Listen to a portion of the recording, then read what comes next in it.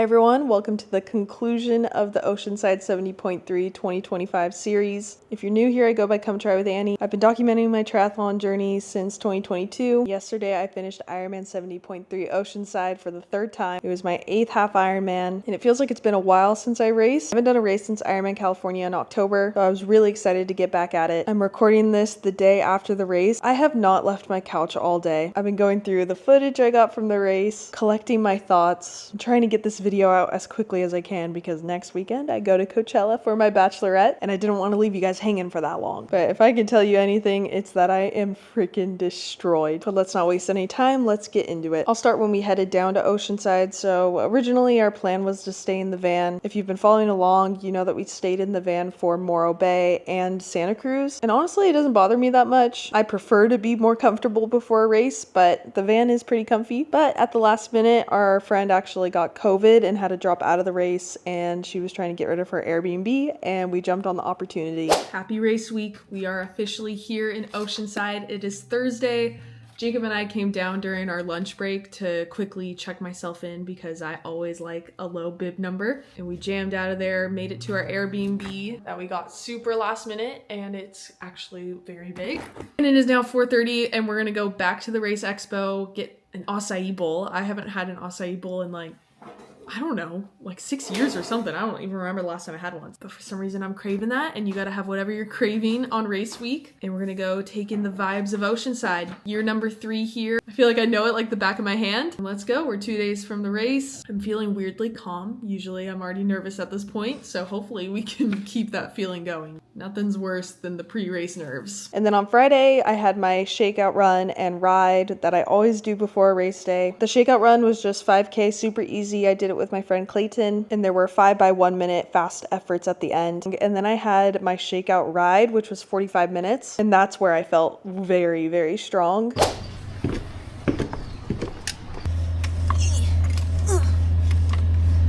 It's a freaking ab workout. And it was confirmation that the training was going super well and the taper was working really well too. After the shakeout ride, I went and checked out Transition to go check in my bike, get my timing chip. I went with a few people from Orange County Endurance. I went with Austin and Ralph. I actually really liked my placement. I was along the outer edge, which really gives you a lot of room to spread out your things, which is definitely a pro of being an all-world athlete. If you have gold or silver status, they give you the lower bib numbers, which is usually in a better location in Transition. So there's some pro to giving Ironman all your money. I always have to make sure I know exactly where my bike is, because believe me, I can get lost in my hometown. I'm so bad at directions. A. I'm at A. A for Annie. Boom. Always gotta mentally walk through Transition or I will completely forget tomorrow when my head is not screwed on straight. Oh, but how could I miss this bike? Oh. And Friday, I spent most of the day just eating. Weirdly, I was craving Jersey Mike's, so I got that. Had some rice for dinner. And then I got a super nice surprise that night. I've been talking to Sebastian from Zoka Gear, and he was gonna hook it up with a custom tri-suit for the event. We've been talking about designs for the last few weeks, and we weren't sure if they were gonna be done in time because of shipment issues and all that fun stuff. And somehow he was able to pull it all together and have it ready the night before. So I headed to Transition. I picked that up from him. So as of an hour ago, I thought I was wearing this suit, but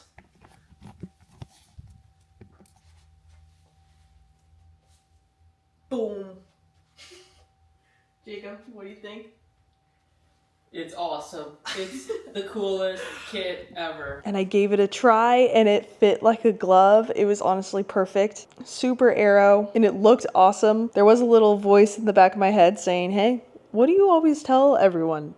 Nothing new on race day. Everyone knows that. The golden rule of triathlon. You never try anything new on race day. Just take this foreshadowing for the rest of this story. And I went to bed that night at 8 p.m., woke up at 4 a.m., and I got 7.5 hours of sleep. That's when I knew I was calm, because before race day, I usually only get 4 hours of sleep because I'm waking up so much. I'm so nervous. And I knew that was an indication that I was feeling really good. And I was just genuinely excited for the race. I wasn't nervous. It was my first time in the new age group. I felt like in the 18 to 24 age group, I felt like I always had the pressure to podium or just do really well. And I think that pressure really made me nervous. And this time I really put no pressure on myself to have any expectations of a podium or anything. And it was freeing. I felt free for the first time. And it made race week enjoyable. Happy race morning. It is. Oh, it's 4:24. Time is flying by. I'm gonna head to transition at 5. I'm actually feeling pretty good. I easily ate a banana and a stroopwafel. Usually I'm choking down my breakfast, but it actually went down pretty easy today.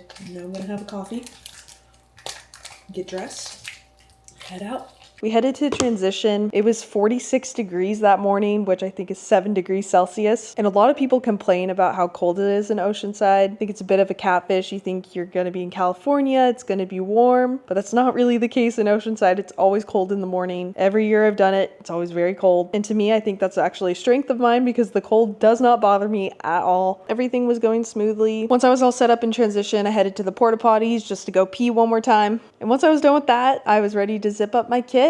And when I went to zip it up, the zipper broke.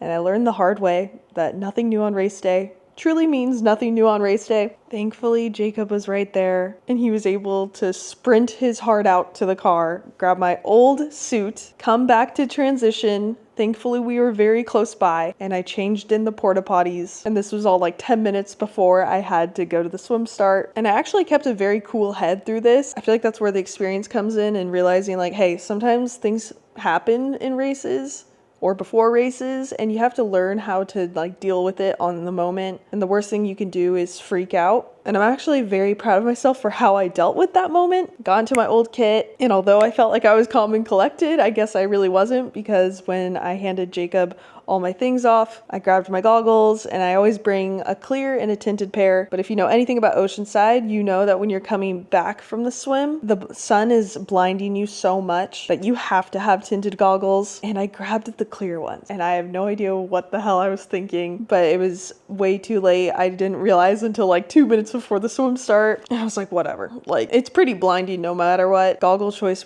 I don't really think would have helped honestly that much. And then I started the swim. My goal was to do 32 minutes. I felt like that was a super achievable goal. I've been doing super well in my swimming. And the weekend prior at open water swim, I was swimming at a 32-minute pace and it felt like a super doable thing I could do on race day. I hopped in at the same time as my friend Austin with the hopes of staying on his feet, and I lost him like immediately, of course. But even so, I felt super strong on the way out. But of course, when we turned around, it was blinding. Since this is my third time doing the race, I was very aware of this, but I feel like not being 100% sure where the next buoy was kind of slowing down my swim subconsciously. Like, I wasn't 100% sure I should be swimming wholeheartedly in the direction I was going sometimes, and it was slowing me down, and it was getting super congested with slower swimmers. I was like trying to get through people, and ultimately that slowed me down, and I swam 34 minutes for the 1.2 mile swim, 1.9k swim. I was the 26th female in my age group out of the water, and I was ready to head into T1. Transition in Oceanside is ginormous, and you have to run all the way around and come in, and I'm at my bike and I hear someone say my name, and I look over and it's Jacob's friend Eddie, and he's got his camera. He usually does videography for mountain biking, but he wanted to dip his toes into transition, so he kind of followed me around with the camera all day, and this is where all the sick footage from this whole day came from. And he caught my entire transition on camera. If you got any videography needs, hit him up. He's awesome on Instagram. Here's his handle. I thought transition went pretty well. My hands were absolutely frozen though. It's weird, like I don't feel cold, like maybe I'm numb, and for a fact my hands were numb because like trying to get on my shoes, like I was doing it but I couldn't even feel, and then like getting on my helmet took a little bit longer than expected because I literally could not feel. It was like My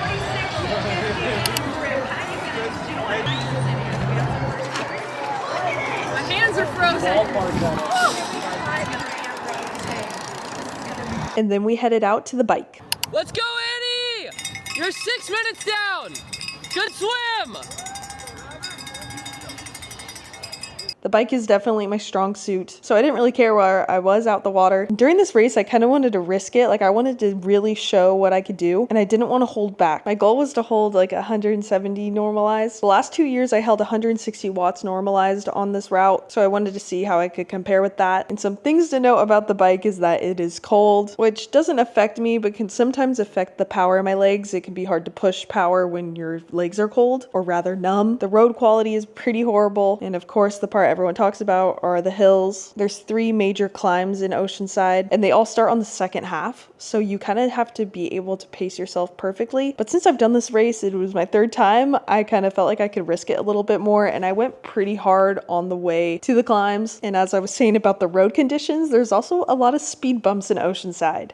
And at mile 10, I hit a speed bump. I thought I slowed down enough. I guess not. And I even prepared and put rubber bands around my bottles, but it was not enough. One of them went flying. I looked back and the bottle was completely exploded, and my heart just sank. That was 85 grams of carbs, which is equivalent to like 4 gels, and 1,000 milligrams of sodium. And I had limited backup because when I switched my kits in the morning, I didn't have emergency gels in my Zoot kit. I've never lost nutrition before, so I was like, oh God, what am I gonna do? But I turned that around quickly and I was like, okay, it's okay. We've got 3 aid stations. We can make this up. And at the next aid station, I grabbed 3 Morton gels, which I hate Morton gels, but you can't be picky. And I grabbed Mortal Hydration, but there were only 400 milligrams of sodium in that Mortal Hydration, but I definitely wasn't getting enough sodium. So I tried not to think about it that much because I was already going pretty high on the carbs. My goal was 95 grams of carbs per hour, which you definitely don't need to have to survive, but I wanted that to thrive. So I was really sad about that. Like, I feel like if I would have had exactly what I needed, I would have felt even stronger than I did. But I got to the climbs, and of course, because I've done this course a couple times, I knew the hills like the back of my hand. The first one, people nickname it Hell Hill. It's about 4 minutes long. I told myself don't go over 255 watts on the climbs. And the 3 major climbs pretty much come consecutively. You go up the steep climb, down, and then you go up a gradual climb for 2 miles. Then you go down, and then you do another gradual climb for about 2 miles, and then you head back to town, and there's usually a headwind on the way back to town.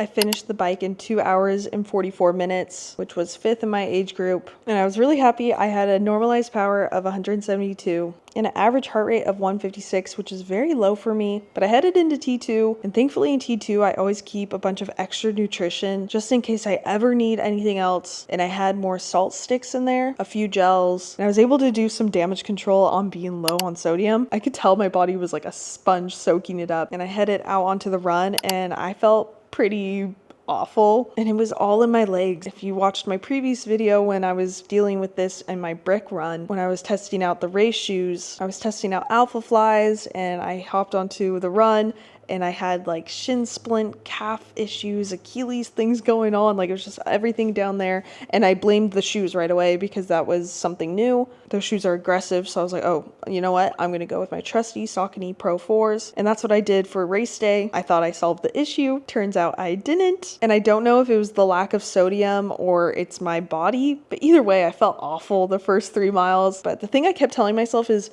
it's not that bad. Like, it's hurting, but it's not like a scary pain. Doesn't feel like I'm making like lasting damage or anything like that. So I kind of told myself in my head, like, just keep positive. Like, really, it's not really affecting you that much. Like, it really doesn't need to hold you back. And I feel like I just kept telling myself that until it kind of stopped hurting. And that's when I noticed that like my feet were very numb. I didn't really notice how numb they were when I was on the bike, but at about mile 6 on the run, they started to thaw out. You could like tell, and I was like, ooh, like, I'd rather them stay numb, because I could tell they were like pounding the pavement, which is probably what was also hurting my legs, was because I couldn't truly feel my feet. I was probably having horrible form. I just felt like I couldn't push to really high intensities that I usually do on these runs. And that really bummed me out. Like, I remember in Santa Cruz, I just remember having like more fire and more like to give on the run. And my goal in this race was to do a sub 140 half marathon, but I just couldn't do it. it just felt like I couldn't push to that level. And I could see that in the data, like my average heart rate was 164, which is very low for me on the run. Maybe I'm just getting older. Maybe that's what it is. And instead of holding a 7:37 pace, which was my goal, I was holding a 7:56 pace, and that was my average for the run. I really gave it my all. I'm really bummed I couldn't get to my full potential because the run has been going so well for me, but I'm also super proud that I'm bummed about a 7:56 per mile pace, because in Santa Cruz in September, I was going balls to the wall and I was holding a 7:54 pace. And this felt way more enjoyable than Santa Cruz, and it was basically the same pace. So I definitely see the progress we're making. And overall, I feel like I had a really great race. My overall time was a 5:09:53, and last year I did a 5:24, and the year before I did a 5:19. So we're definitely making progress. So it's safe to say I got my course PR. I ended 8th in my age group. We're definitely playing with the big girls now in the 25 to 29 age group. I'm glad I was collecting podium plaques like infinity stones last year, because it might be a while till I see that again. But I'm super motivated to see like where I progress in this age group as the time goes by. I'm only 24 right now, so I've got plenty of time to catch up, because this sport truly takes experience and years of training to get really, really good. I'm ready to get better and be on their level. I'm ready to get back on that podium, but right now I'm taking a mini break, because right now I'm in the thick of the wedding planning, and next week I'm going to Coachella for my bachelorette. So although it won't be restful, it'll definitely be a break from triathlon just for a week, and I'm definitely going to stay consistent with training after that. But I do get married in June, so I'll definitely have to rethink my priorities with triathlon sometimes. Big hero weekends probably won't be happening as often, but for some reason I think I was on crack when I signed up for this race. I signed up for Oregon 70.3 a month after the wedding. I seriously do not know my thought process on when I signed up for that, and I'm just going to play it by ear. It might be a total party pace race, or maybe somehow I'll be feeling super strong and have a great race there. But either way, that's what's next on the calendar. Oregon 70.3, July 20th, and a lot of fun life stuff. Jacob and I are getting married. Another huge thing about Oceanside is that was my last time racing as Annie Swarzak. Next time I race, I will be Annie Downey. I'm actually sad to be losing my last name. I won't miss having to spell it or pronounce it for everyone. Shout out to everyone that stuck around for the whole series, and let me know if you have any questions in the comments. Now I'm headed off to Coachella.